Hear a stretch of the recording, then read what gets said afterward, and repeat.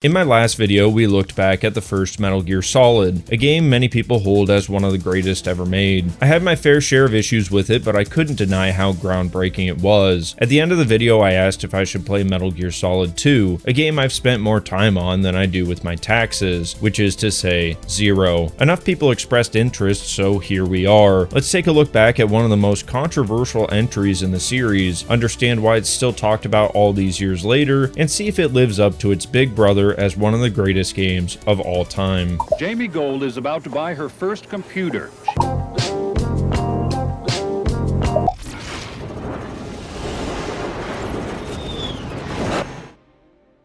Like the last game, Kojima spent many years before the release of Metal Gear Solid 2 deep in thought about it. The design document he wrote was finished by January of 1999, a few months after the release of Metal Gear Solid 1 and a little shy of 3 years before the release of Metal Gear Solid 2, and I have a hunch it wasn't written the night before it was finished. Wait, was this translated by the Half-Life guy, Mark Laidlaw? I couldn't confirm this, but if you guys know, I'd love to know. This document is fascinating due to just how close the final game is to these plans, at least the gameplay ideas. That WMD storyline in Iraq ended up being a little too close to home, huh, Kojima? This document is also fascinating because Kojima is a fucking crazy person. The document is full of ways Kojima wants to subvert player expectations, some of which made it into the game while others are very Kojima. He really wanted scenes with hundreds of soldiers for some reason. Each scene was supposed to end with huge fight scenes reminiscent of fucking Mulan. This guy really wanted to do a Dynasty Warriors every couple of hours. This is because he wanted to take full advantage of the new PS2 technology. This document mentions everything from light, noise, soldier senses, and advanced AI, all of which would not be possible on the previous hardware. Naturally, a few of these ideas didn't end up making it to the finish line, but his reasoning for certain decisions is very interesting. One is the decision to go with in-engine cutscenes as opposed to pre-rendered ones. He saw companies whose entire job is making CGI movies with more expertise than him and his team, so why try and compete? This decision helped the game age much more gracefully than other games from this era. With modern day tech, we can very easily display real-time graphics at a higher fidelity than the original hardware. However, we can't really do that with pre-rendered scenes. They're more or less stuck looking the way they did when they were rendered. His tanker section idea was better on paper than it was in the actual game.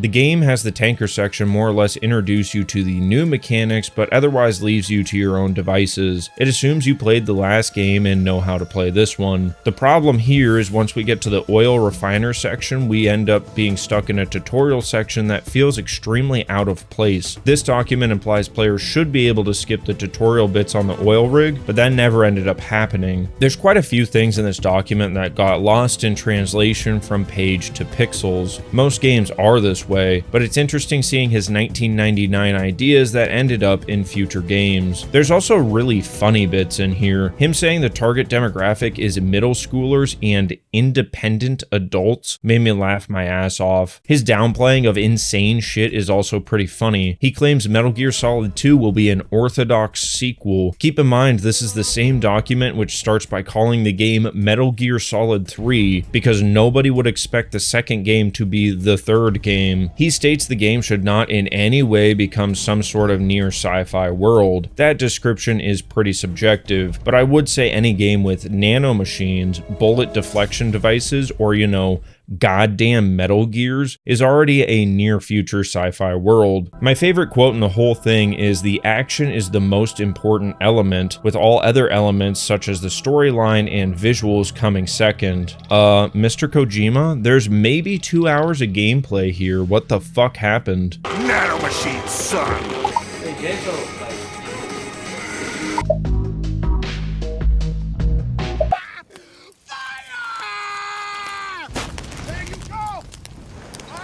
By mid-2001, both fans and Konami were extremely ready for the release of Metal Gear Solid 2, but it wouldn't be a Kojima game if it didn't undergo a serious change last second. Due to certain September 2001 events in NYC that I can't remember at the moment, they had to alter the end of the game quite a bit. 9/11, 9/11. Keep in mind the game came out the second week of November, so that's a really late change. The changes were mostly minor, but even minor changes are a pain that late in any development. Like most games ever made, it's a miracle that the thing got out the door. The team was solid. A majority of them were veterans who worked on Metal Gear Solid 1, which is weird because I thought you were supposed to fire your staff the second the game was finished. The plan was also solid, as laid out by Kojima and fleshed out by the team. The fear was that they probably bit off more than they could chew. Metal Gear Solid 2 was ambitious in pretty much every possible way. Despite Kojima downplaying graphics as an emphasis, the game looked incredible and ran fantastic. The amount of new mechanics and interconnected systems were a struggle to get working, and the amount of in-engine cutscenes makes the first game look like a gameplay over story game. To say the game was highly anticipated would be an understatement. Metal Gear Solid was already a PlayStation classic, and fans were rabid for any new information on the sequel. Every time the team showed off more things, the fans were even more excited. Despite all the twists and turns during development, the game finally came out in November of 2001. Like the last title, it was met with absolute critical acclaim. Critics praised the new gameplay systems, the impressive in-engine cutscenes, and the generational leap. It's a true tragedy that you young fuckers will never get to experience this kind of leap. It was truly a magical thing to see a game go from this to this.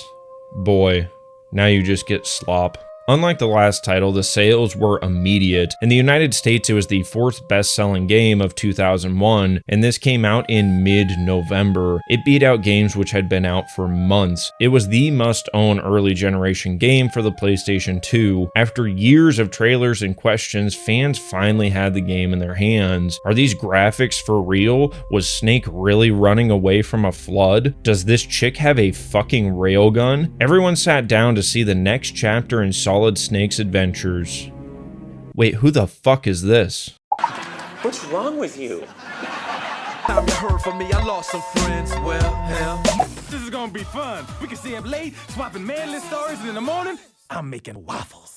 Before we find out who this beautiful man is, we gotta cover just a few things. Just like last time, there's a few different ways to play Metal Gear Solid 2. I went with the Master Collection on PC. This version is based on Metal Gear Solid 2 Substance. That version added a few different features, with the most significant being 500 extra VR missions. This re-release makes the game more playable on modern controllers. The PS2 had pressure-sensitive face buttons, so any controls which use those inputs have been changed to work with our lame-ass modern controllers. I did need to use mods shown on screen to fix some minor issues related to this version. Even then, I did have the game crash 3 times. Sadly, there's no mods to bring this back. Never forget what they took from you. Last thing, this is the one and only spoiler warning I'm going to give. Somehow over the past nearly 25 years, I didn't pick up any spoilers, and it made my experience much better. This game is heavily reliant on twists, and if you know them, it will absolutely diminish the impact that the game is trying to make. If you need selling that a rickety-ass PS2 game is still worth your time, just skip to the gameplay section. So, let's get back to the question. Who the fuck is this guy? The end, it's only going to get weirder.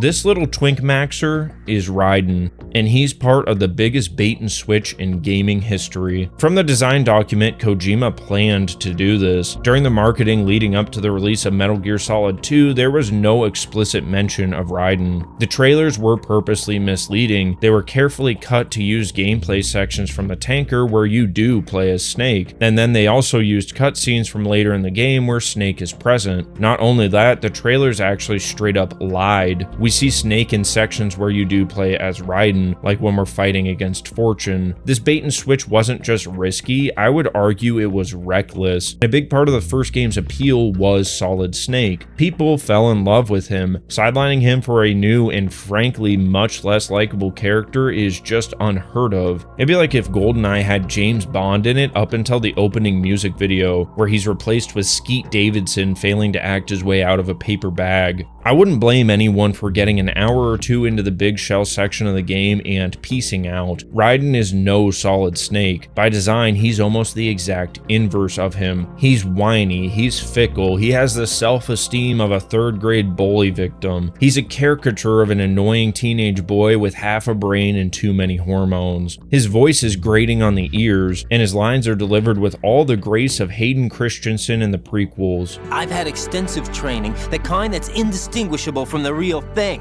Yeah, but I can patch into your frequency. You're nuts! No one's gonna give a damn about you! That's great. We could make this into a book and sell it. I don't like sound.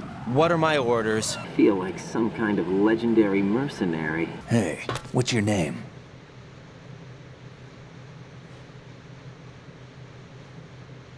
Raiden. Raiden? Strange code name. Makes up for the boring one my parents gave me.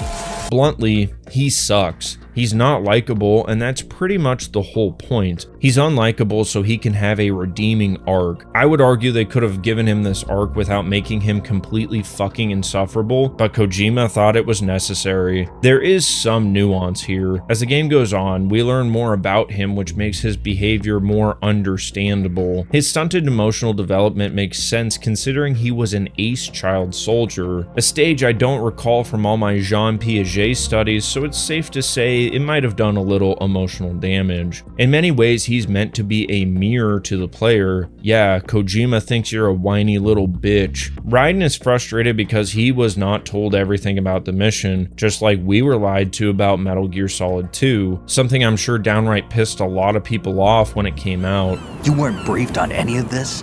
And you came in alone to boot? Colonel, what the hell is going on? He's obsessed with the Outer Heaven incident and a Snake superfan, glazing him with how awesome he is for all the cool shit he's done. Snake, you're a legend, and that's why I need to ask you this.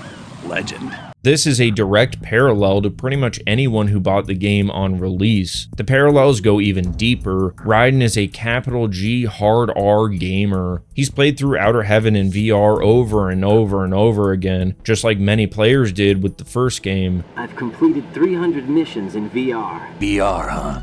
But realistic in every way. There's pain sensation in VR and even a sense of reality and urgency. Through all of his VR training, he thinks he's some qualified super pro, just like those dudes who think they're real-life John Wick because they dropped a 30 bomb on High Rise. He's also constantly interrupted by his girl when he's just trying to do something. Truly the most relevant and based parallel. Thank you, Mr. Kojima. Raiden starts as a very opaque character. It's why I said he's a caricature. The guy's just trying to be whatever he thinks is wanted out of him without thinking much about who he actually is. He's like a ditto, a completely formless blob both emotionally and physically. This opaque characterization is baked into his character design. Looking at him, he is very androgynous. The in-world characters often don't know who or what they're looking at. This is further evidenced when all it takes for him to blend in is a uniform and an AK. As he learns more about his spot in the world and slowly comes to terms with who he is, the player is on a very similar journey. If you make it to that point in the game, you've come to terms with the fact that this is not Metal Gear Solid 1, and Raiden isn't anything like Solid Snake. The trip to that conclusion is far from the smoothest, but what self-discovery process is. I didn't find myself suddenly liking Raiden at the end. His bad qualities don't go away just because he's had a character arc.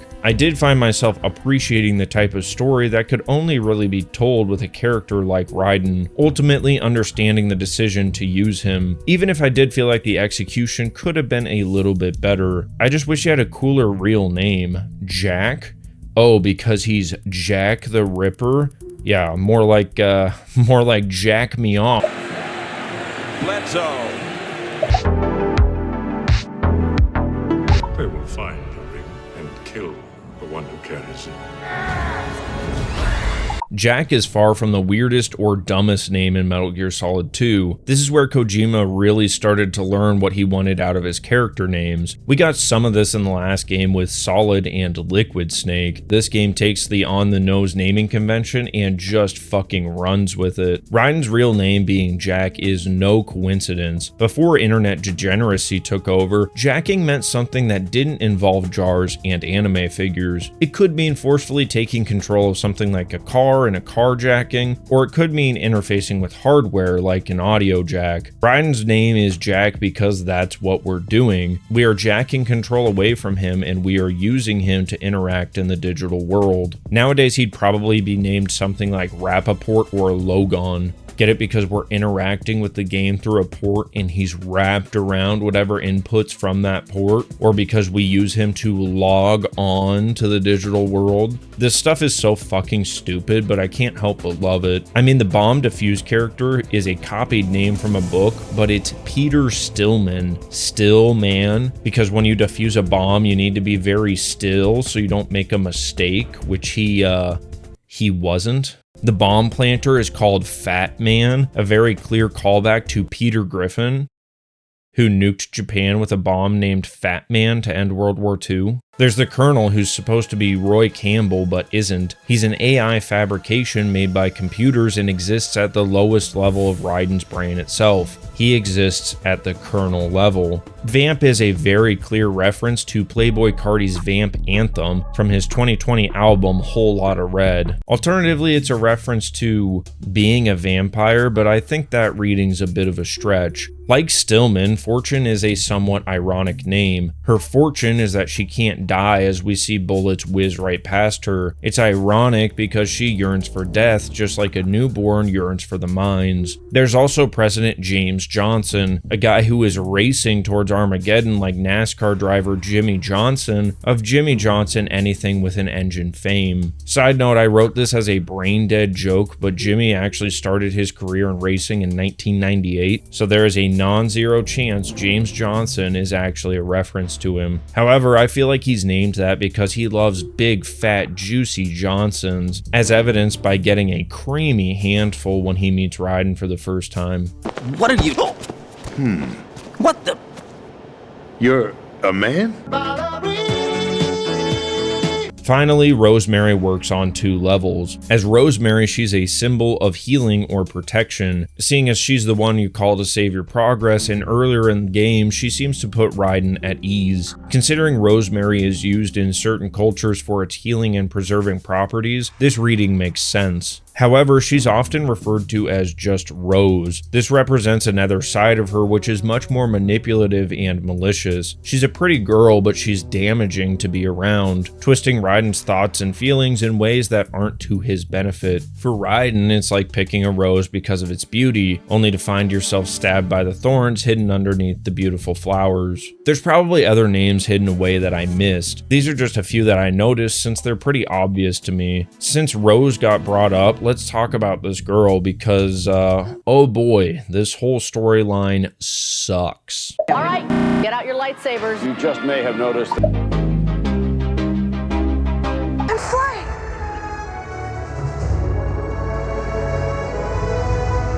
I don't know how to write a good love story. If I did, I wouldn't be making YouTube videos that nobody watches. However, I do know a shitty one when I see it, and Jesus Christ, Jack and Rose are just awful. At the front of the game, really, she's not that bad. She reassures Raiden that he's a good little soldier, and he's gonna be an epic hero. The first half of their calls together are just more cringe than anything. They talk about mundane couple shit that you could not pay me money to care about. As the game goes on, though, they just suck more and more. She's trying to ask Raiden about why his room is so empty when I'm like, bitch, have you seen a male living space? That sounds perfectly livable to me. He's just missing a TV with some games and he's fucking set. Yeah, I'm not crazy about the low ceilings, but I do see something wonderful. This is amazing. I see myself living here. She wants to have all these conversations when it's absolutely not the time to have them. Raiden is out here having a mental breakdown and fighting insane war criminals, and this chick wants to know if he was a Rosart or a Crayola kid. Ma'am, I need you to give me info and go away. Some of this could be waved away as Rose being an AI. Then it makes sense. She would want to know the most about Raiden so that they could manipulate him better. The problem is Rose is a real person, and it's unclear if or when Rose is replaced by an AI. At the very end, there's enough evidence to assume she's probably part of the AI, but that begs the question if any of her call calls are to the real person. I would argue as a player, it doesn't matter. These two are insufferable together. They're the type to schizo post on Reddit if it's okay to leave a cheating partner despite no evidence that the partner ever cheated. The individual characters and the relationship is written in a way that would be much more believable if they were both 15 years old. I get that not every story beat needs to resonate for something to be good, and sometimes frustration is the point, especially in this game. However, these sections are so common they drag down the pace and the quality of the writing, all for a story payoff that didn't hit me the way I think it was supposed to. When these two met up at the end of the game, I didn't give a solitary fuck. At this point, I was confused how a relationship like this went on for 2 goddamn years. No amount of Patriot brainwashing would make this kind of thing work. The whole subplot is nonsensical the more you think about it. The Patriots really sat back and were like, oh yeah, have this girl argue with him about where King Kong was. That's really gonna get his tip throbbing. Then our master plan of her being insufferable will finally commence. Then I remember what Snake says, which kind of undermines this entire video, so thank you, Snake.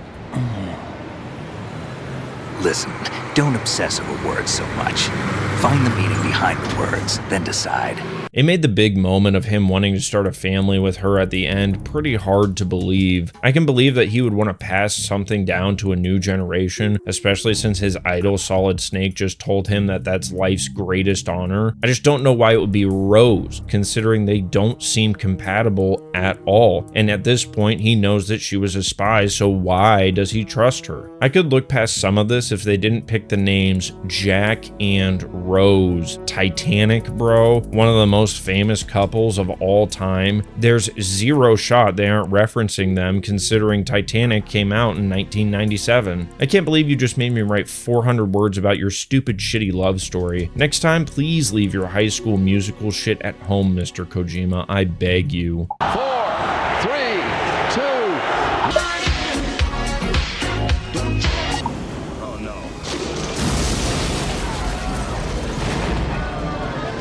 The supreme bad of this game is a group called The Lale Lule Lo. And if you're like me, you heard that name and said, wow, that's the dumbest shit I've heard my entire life. But you just don't understand it, man. No, really, you just don't understand it. The name is actually very well thought out and interesting. The problem is, due to us being English speakers and the game being in English, the name loses a lot of its punch. The name's more confusing than anything. I had to do a little reading around just to understand why they would pick such a silly sounding name. I do think it's important to understand it though, which is why we're gonna have to briefly get hooked on phonics. Just be careful if it's your first time and you'll be fine. No, dude, that's James Joyce. That's way too much. You can't handle that. Damn.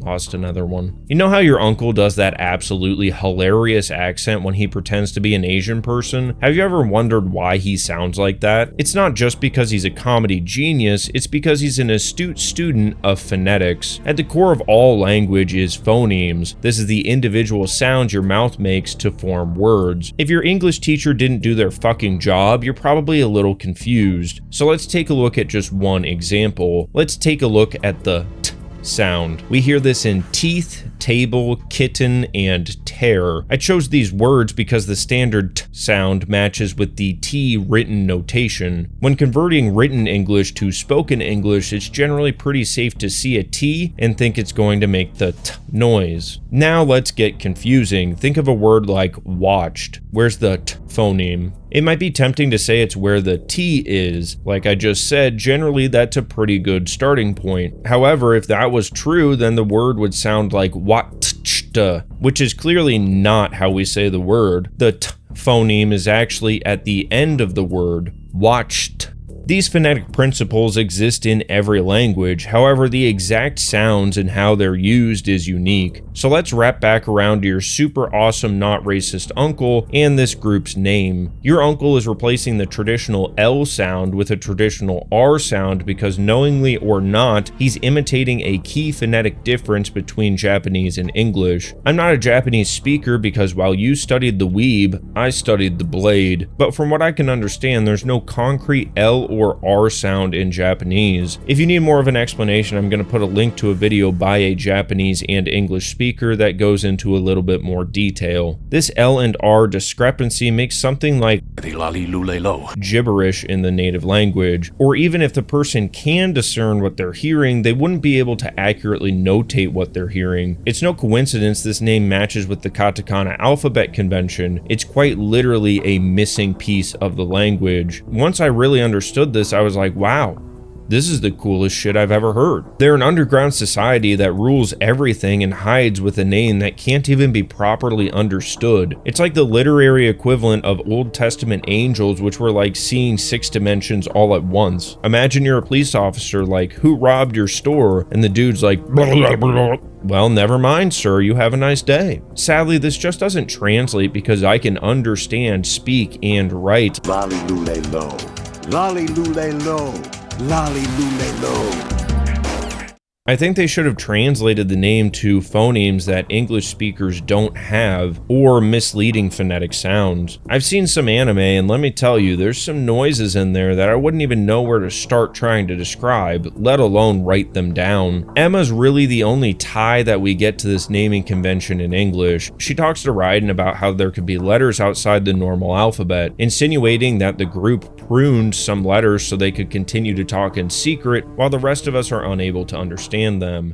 The alphabet, 26 letters, right? It could have been 30 letters. What if the 4 deleted letters were controlled by a program? Impossible. It's not. In fact, something similar is already underway. Do you know how many genes exist in an individual? About 30 to 40,000? Right. That's what was announced at the turn of the century. But there's actually 100,000 according to the original theory advanced by the scientific community.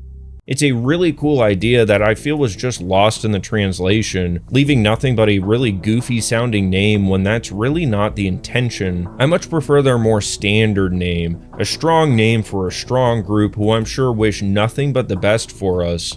Right, guys? Your silence is, not reassuring at all.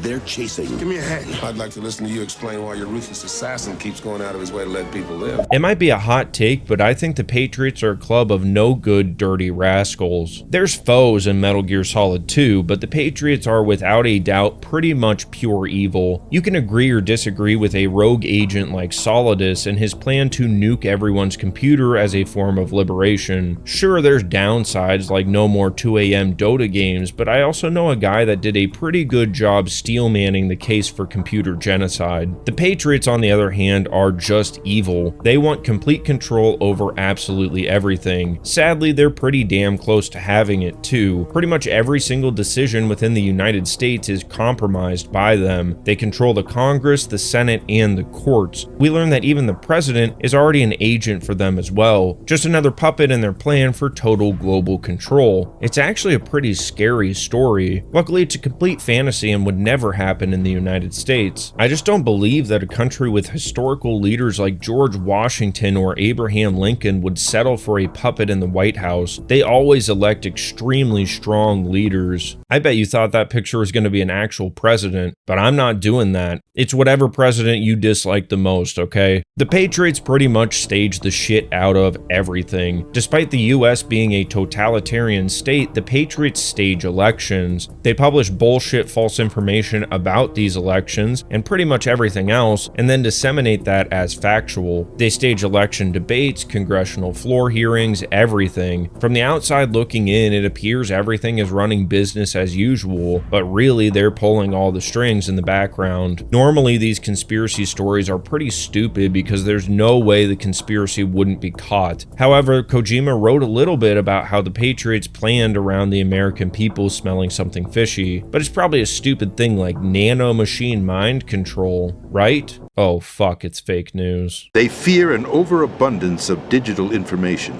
The world will drown in the coming flood of information, and they along with it.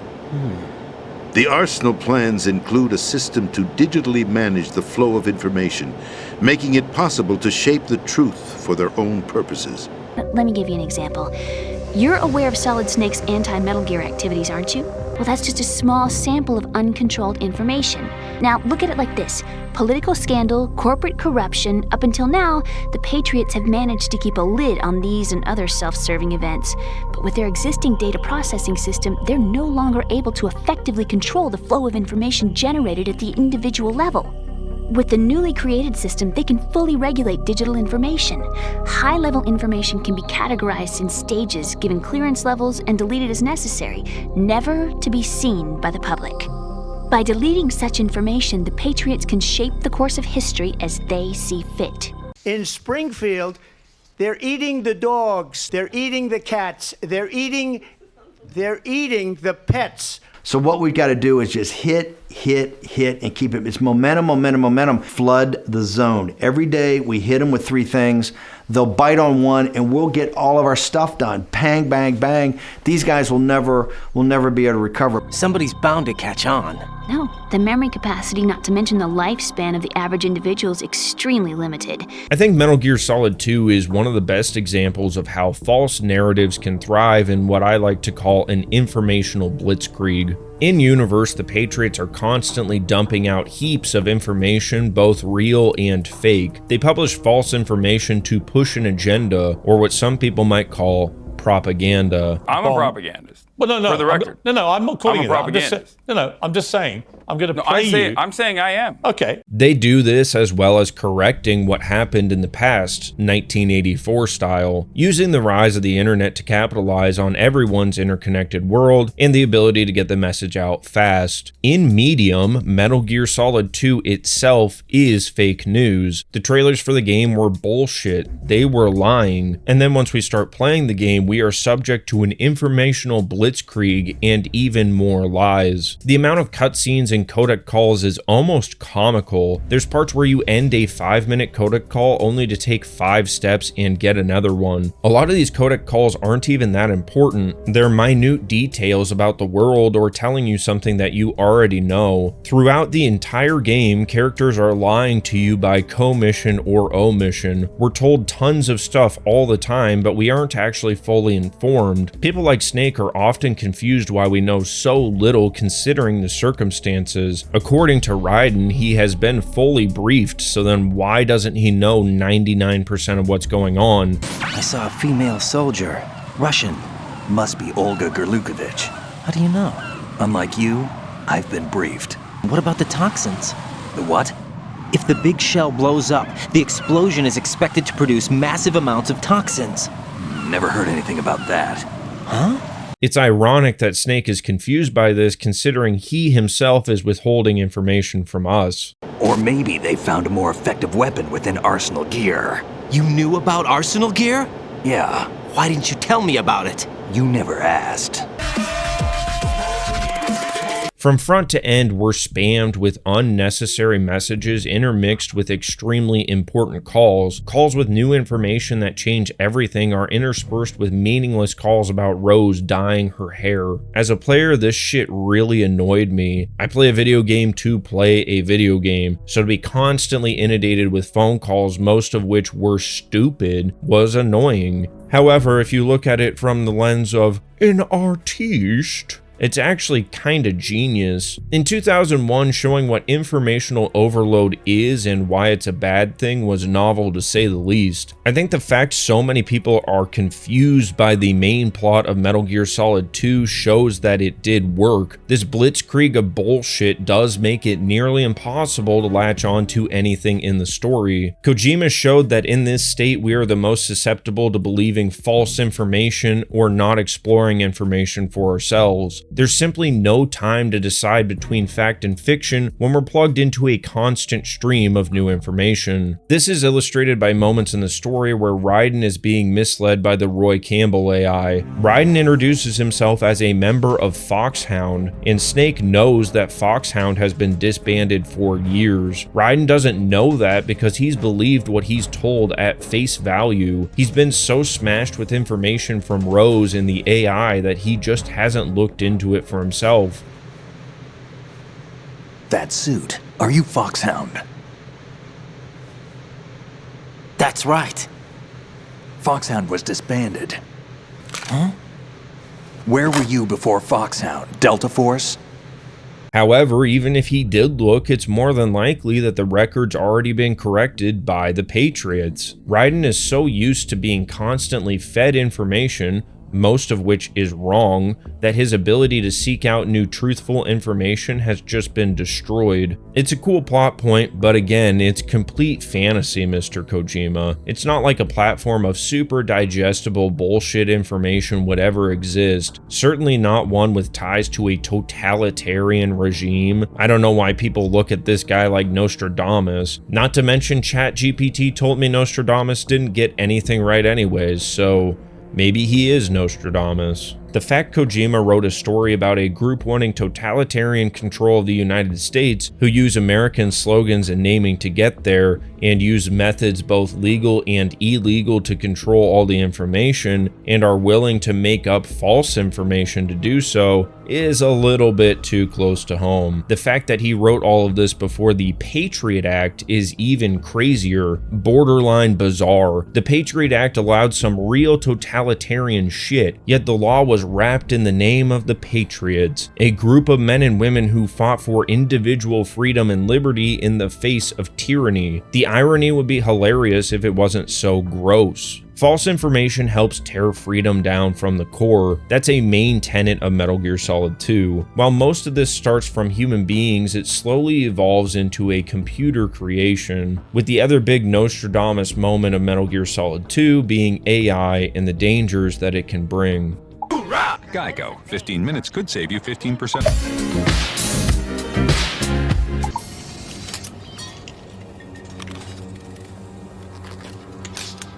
Nowadays, AI has become a pretty hot topic. There's a ton of tech bros who only see the positives, a bunch of people worried it's going to destroy their lives, and a bunch of boomers sharing shit like this on Facebook without a second thought. Metal Gear Solid 2 paints AI as a tool for mass manipulation. We see these effects on a small, intimate scale with Raiden, but we're also shown the global plans. On the small scale, Raiden is heavily manipulated by AI. While Raiden thinks he's been communicating with the real Campbell, he's actually been communicating with a Patriot-controlled artificial intelligence. Kind of like when your grandma thinks she's talking to Bank of America, but it's actually a rapscallion looking to scam. A lot of the AI stuff with Campbell is easily missed the first time through the game, but like any M. Night twist, it's the second time through that makes everything crystal clear. Campbell is always talking about how something was or was not in the simulation. The first go around sounds like a leader telling his unit to stick to the plan. However, once you understand that Campbell is an AI, it's obvious that he's only saying this stuff because it wasn't in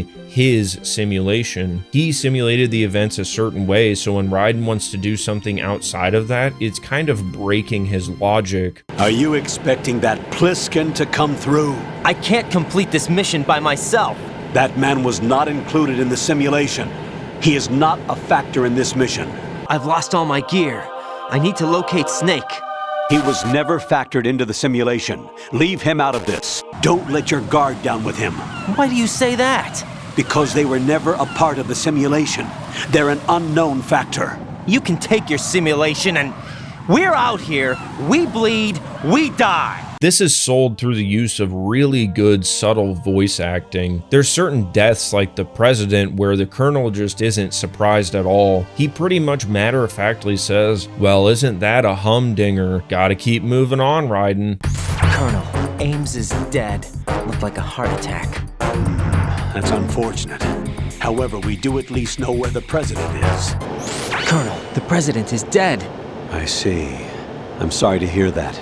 Where do we go from here? Your mission was to rescue the president and eliminate the terrorist threat. However, given the recent turn of events, we will honor the president's last directive. You must put a stop to Arsenal gear once and for all. In reality, the real Campbell would probably be losing his shit, not only because the president, his boss, is dead, but also because this dipshit whiny subordinate allowed him to die. In the most famous section of the game, the colonel starts to break down and things get real Kojima. The fourth wall gets fucking giga nuked. If you run out of ammo, you can have mine. You got enough? Absolutely. infinite ammo. The game itself starts to fall apart. The dude starts calling in to tell us to stop playing the game right now, or start talking about what events happened in the last game like he's talking to Snake, likely because the data set the Patriots trained him on was the Outer Heaven incident. This really comes to a head when we're fighting these guys with a sword. Side note, why did we wait until the end of the game to have a whole ass sword with its own mechanics? Seems kinda like a waste. During this section, we keep getting the death animation over and over and over again, where we have to play the game in this tiny little box while we're still alive. Some may even say that this section represents Raiden experiencing an ego death on his way to self-understanding, but that would be cringe, so I would never say that. The breakdown that really got me was when my radar changed to this.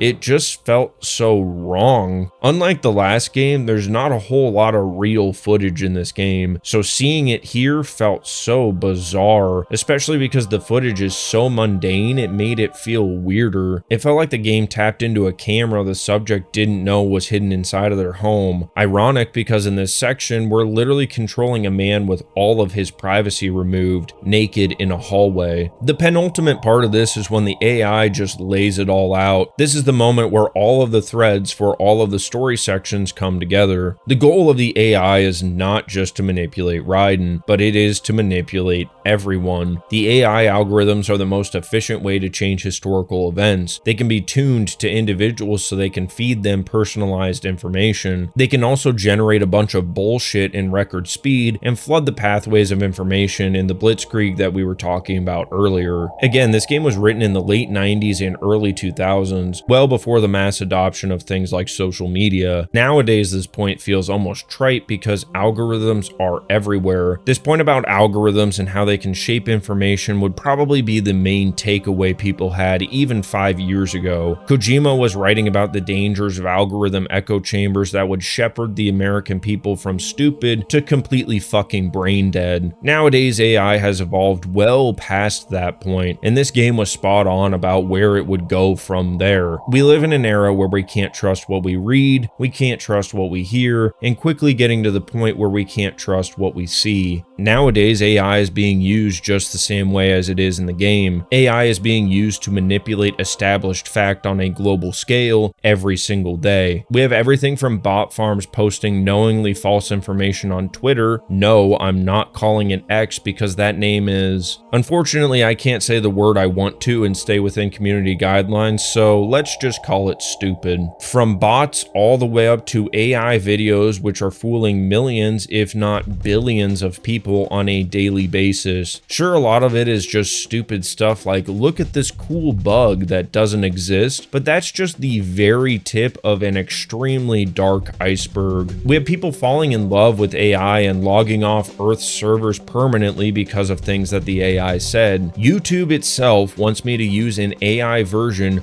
of myself to make videos for you. Every comment you make, it doesn't want me to respond to, it wants me to use an AI version of myself to do it. Make no mistake about it. False information generation and censorship has always been a key part of the AI goal. Generate false information, censor true information, and control the means of communication. The muskrat is already pulling a trifecta, and Kojima predicted this shit more than 20 years ago. ChatGPT is known to hallucinate harder than me at your kitten's bar mitzvah. Asking it basic factual information, it will literally make up bullshit right in front of your eyes. People then use that bullshit for things like college essays, only for their dumb shit professors to use another AI tool to grade the papers instead of doing it for themselves. Next thing you know, you have hundreds of documents creating consensus evidence for a new historical event that never occurred.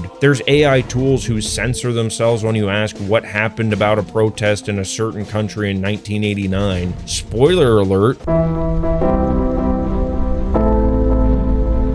These AIs are building a profile of exactly who you are, what you like, and what you think. Fellas, please remember this the next time you log into your totally normal Discord competitive gooning server. This game predicted all of this happening, the Patriots and their deep state political plot, the false information explosion, and AI being the center of this brave new world of total dog shit.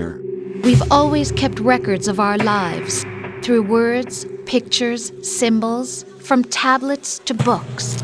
But not all the information was inherited by later generations.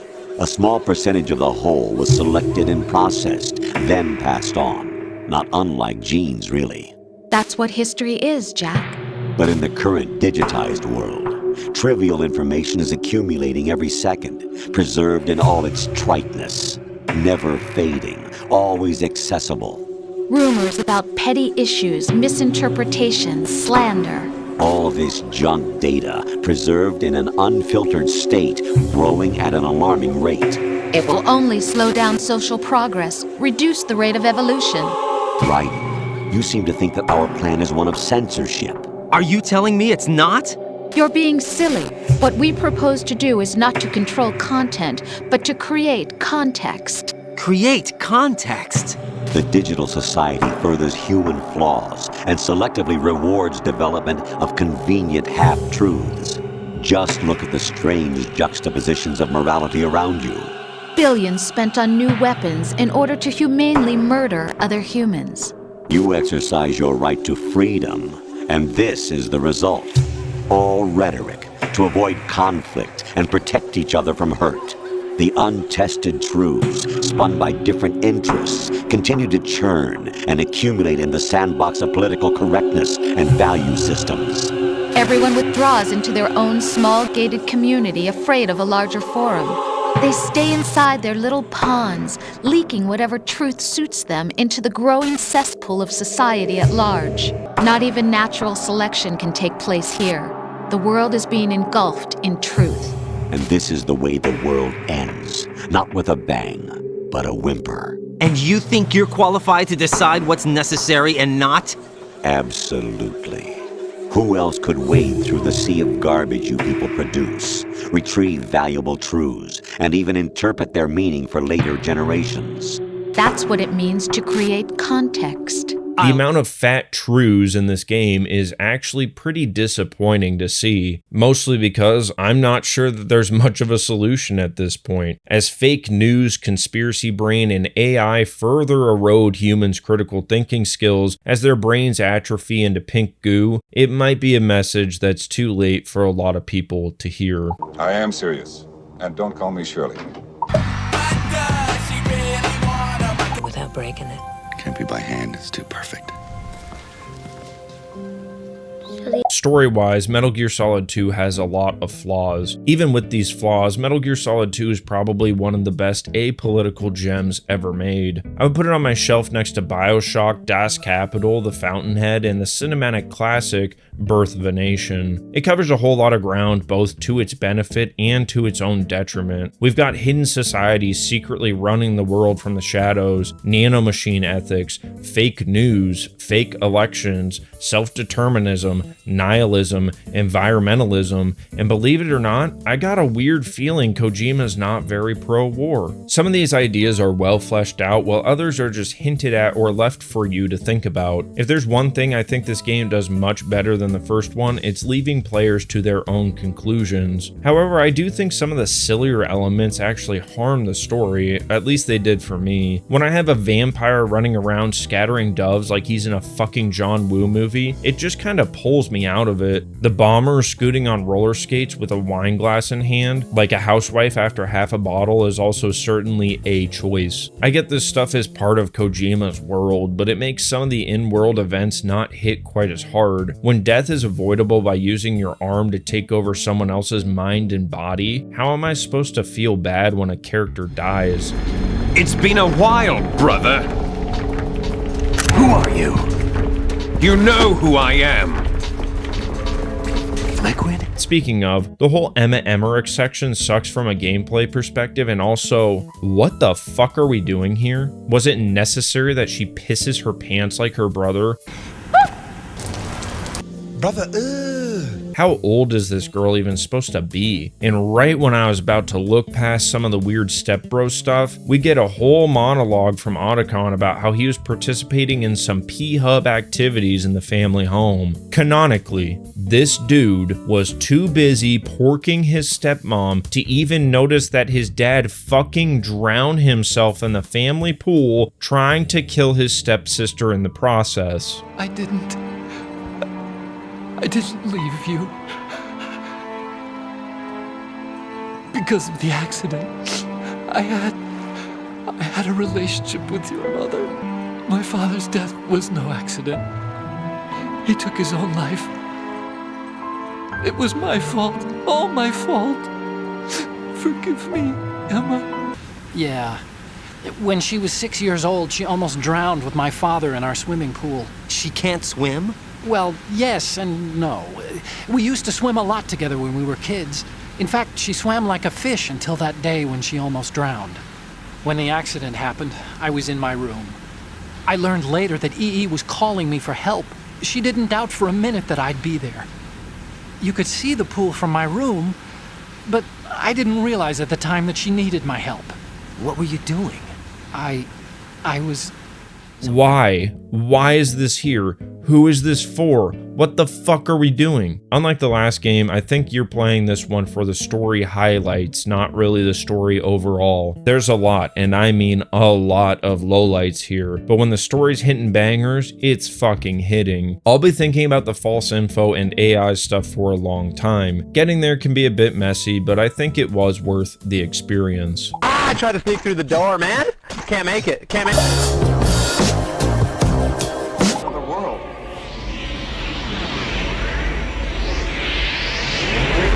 Just like the game, we're going to spend the next 10% of this video on the gameplay. Like last time, I think the melding in the story and the gameplay is one of the game's weakest aspects. It's a lot better here because the cutscenes are so much more interesting to watch, so I didn't mind the interruption as much, but the halt in gameplay is still too often for my liking. This sucks because mechanically speaking, I would argue that Metal Gear Solid 2 is a better game than the first in almost every single way. MGS2 takes what worked in the first game while adding new systems and ideas. In essence, it's exactly what a squeakquel should be. It takes the first-person camera mode present in the last game and allows you to actually use it for combat. No longer just a tool to stake out the room for an attack, now you can shoot people in the dick. This is an absolute godsend and a borderline required mechanic if you want to succeed. To complement this new level of control, the game also added localized damage, meaning a headshot with the pistol will kill instantly, except I found myself almost never doing that. Thanks to my favorite new tool in the arsenal, the modified M9, this thing shoots tranquilizer darts which hits your enemies with an elephant dose of the good stuff like you're the richest man in the world. A headshot with this thing will put enemies down for a nap instantly, but if you hit them other places, that process will take a little bit of time. This system incentivizes slow methodical play, taking out guards in whatever way you see fit. The lethal and non-lethal approaches both have their pros and cons. Non-lethal takedowns only take guards out for a certain amount of time.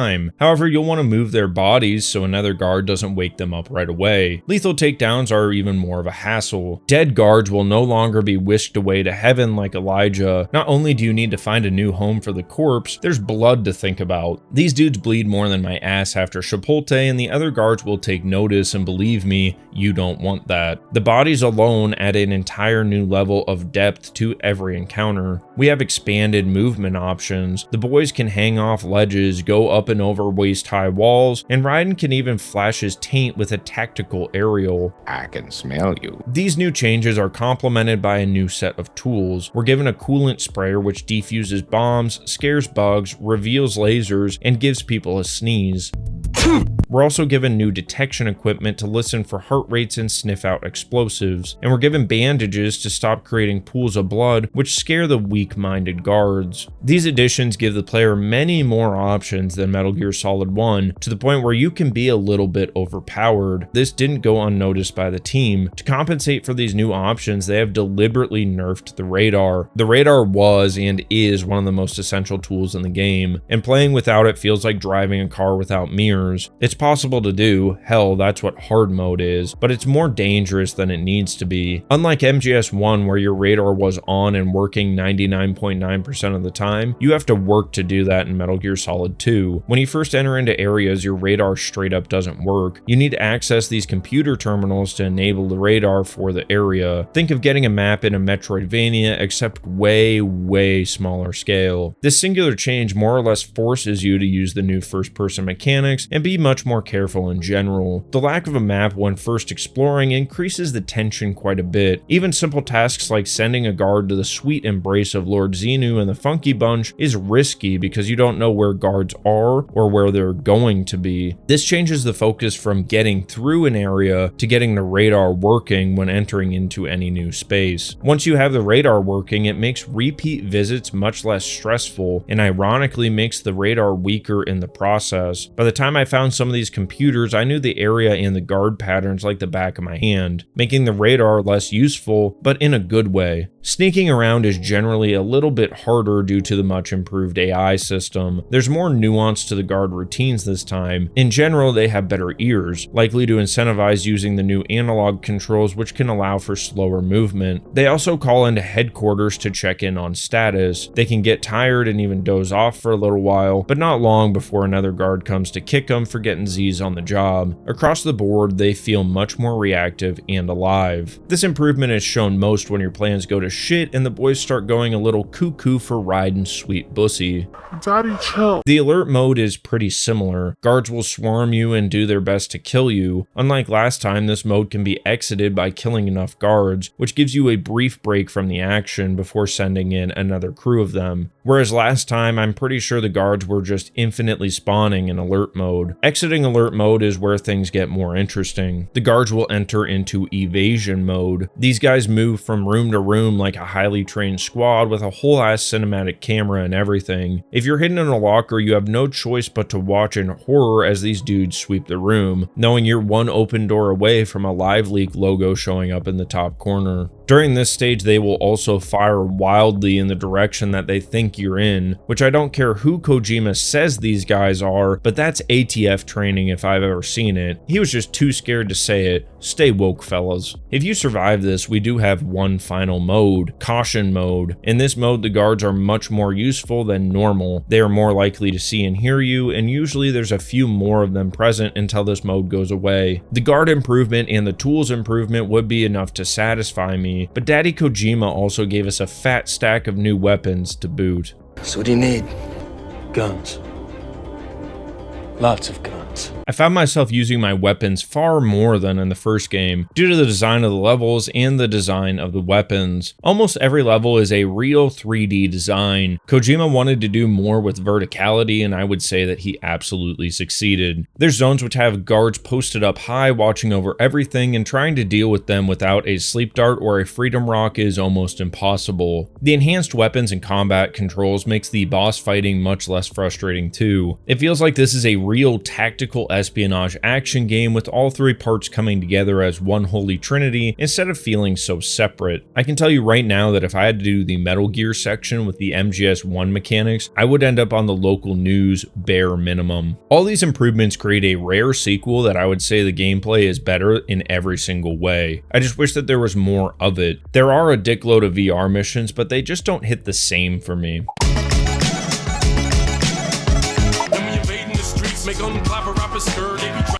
You promised not to be angry. I might let you take those pictures we mentioned.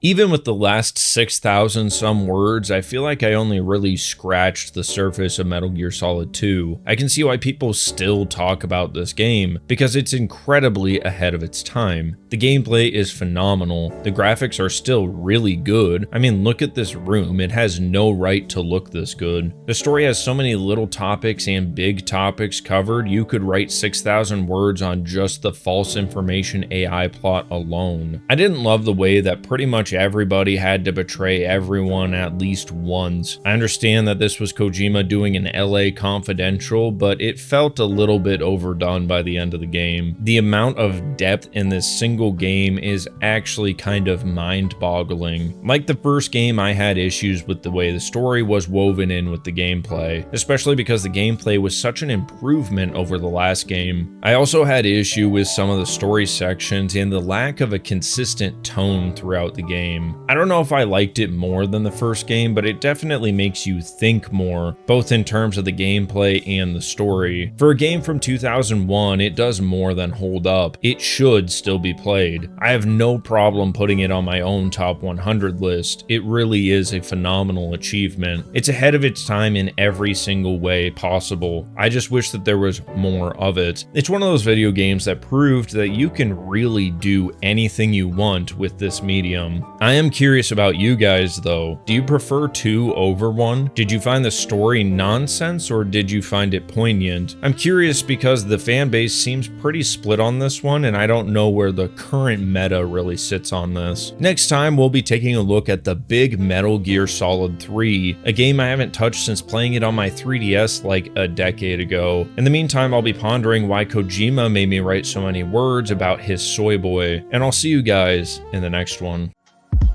That's right, we're Japanese.